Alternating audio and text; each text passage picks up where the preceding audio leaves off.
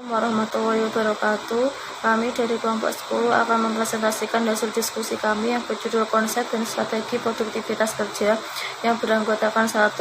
Ahmad Firman Nur Wahyudi 2020410009, 2. Hofifatur Rahmania 2020410020. Pengertian produktivitas kerja. Suatu sikap mental yang selalu mempunyai pandangan bahwa mutu kehidupan hari ini harus lebih baik daripada hari kemarin dan hari esok harus lebih baik dari hari ini. Jika produktivitas kerja karyawan tinggi, maka karyawan mampu menunjukkan jumlah hasil yang sama dengan jumlah masukan yang lebih besar menghasilkan jumlah yang lebih besar dibandingkan dengan jumlah masukan. Sebaliknya, jika produktivitas karyawan rendah, maka karyawan tidak mampu menghasilkan.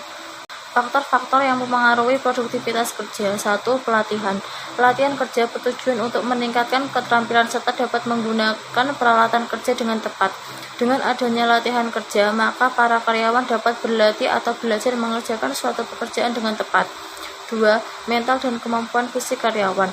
Keadaan mental dan fisik karyawan merupakan hal yang sangat penting untuk menjadi perhatian bagi organisasi. Sebab keadaan fisik dan mental karyawan mempunyai hubungan yang sangat erat dengan produktivitas kerja karyawan. 3. Hubungan antara atasan dan bawahan. Hubungan atasan dan bawahan akan mempengaruhi kegiatan yang dilakukan sehari-hari.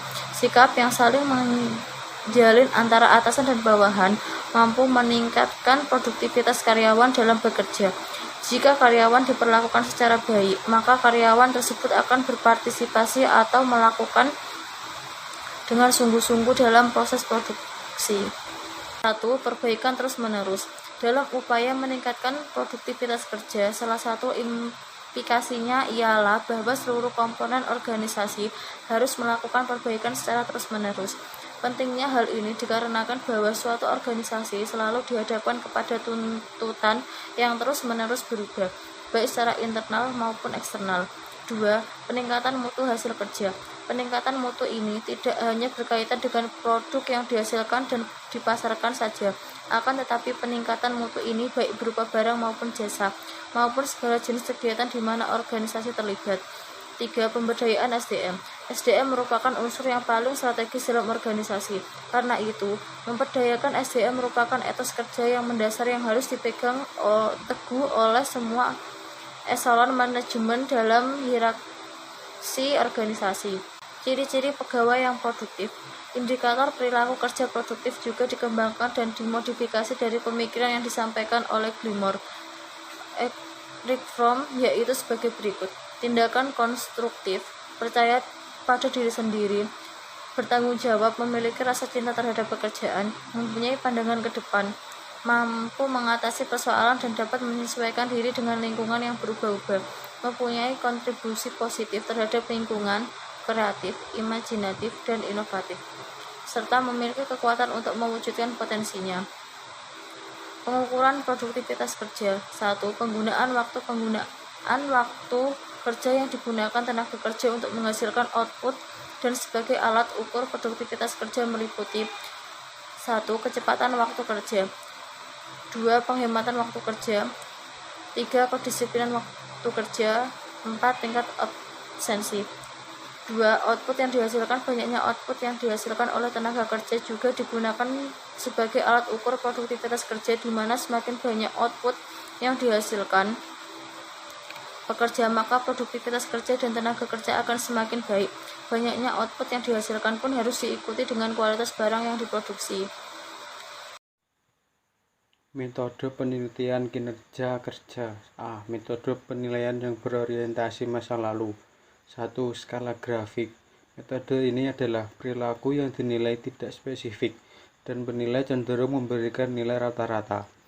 2. Skala checklist. Dengan cara memberikan tanda centang pada penjelasan perilaku negatif atau pegawai atau karyawan positif yang disebutkan dalam daftar. Masing-masing perilaku tersebut diberi bobot nilai. 3. Metode isai. Keberhasilan metode ini juga sangat tergantung pada kemampuan dan kreativitas supervisor dalam mengajukan pertanyaan untuk mendapatkan jawaban yang benar-benar dapat mewakili kondisi pegawai yang dinilai. 4. Metode pencatatan kritis. Metode pencatatan kejadian yang sangat buruk dengan menggunakan catatan-catatan yang menggambarkan perilaku karyawan yang sangat baik atau yang sangat buruk. 5. Metode wawancara. Maksud dari penggunaan cara wawancara ini adalah agar pegawai mengetahui posisi dan bagaimana cara mereka kerja. B. Metode penilaian yang berorientasi masa depan. 1. Penilaian diri atau self-appraisal. Metode ini menekankan adanya penilaian yang dilakukan karyawan terhadap diri sendiri dengan tujuan melihat potensi yang dapat dikembangkan dari diri mereka. 2. Tes psikologi. Tes ini dilakukan oleh psikolog untuk mengetahui potensi karyawan yang dapat dikembangkan di masa datang. Beberapa tes psikologi yang dapat dilakukan seperti tes intelektual, emosi, motivasi. Ketiga, manajemen by objektif atau MBO adalah sistem yang menggambarkan kajian tentang target atau sasaran yang hendak dicapai berdasarkan kesepakatan antara supervisor dan bawahannya.